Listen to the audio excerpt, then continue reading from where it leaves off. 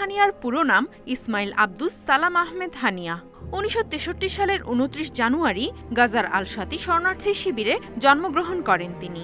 হামাসের রাজনৈতিক শাখার প্রধানের পদে থাকলেও তাকে এই গোষ্ঠীটির শীর্ষ নেতা মনে করা হয়। ১৯৮৮ সালে মিশরের মুসলিম ব্রাদারহুডের শাখা হিসেবে হামাসের সৃষ্টি হয়। ইসরায়েল বিরোধী অপারেশনে যুক্ত থাকায় ১৯৮৯ সালে হানিয়াকে ৩ বছরের কারাদণ্ড দেয় ইসরায়েল।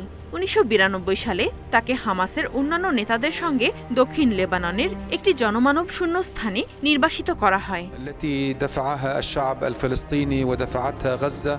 ১ বছর নির্বাসনে থাকার পর ১৯৯৩ সালে গাজায় ফেরেন হানিয়া। ১৯৯৭ সালে হামাসের মতাদর্শী গুরুর কার্যালয়ের প্রধানের দায়িত্ব পান।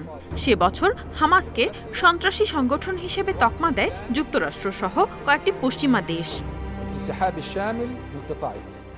হানিয়া হামাসের প্রতিষ্ঠাতা শেখ আহমেদ ইয়াসিনের ডানহাত ছিলেন বলে মনে করা হতো। ২০০৪ সালে একটি ইসরায়েলি বিমান হামলায় নিহত হন আহমেদ ইয়াসিন। ২০০৬ সালে ফিলিস্তিনের পার্লামেন্ট নির্বাচনে প্রেসিডেন্ট মাহমুদ আব্বাসের ফাতাহ পার্টিকে পরাজিত করে হামাস। সে সময় হামাসের রাজনৈতিক নেতৃত্ব দেন হানিয়া। এরপর হানিয়াকে দেশটির প্রধানমন্ত্রী পদে নিয়োগ দেন মাহমুদ আব্বাস।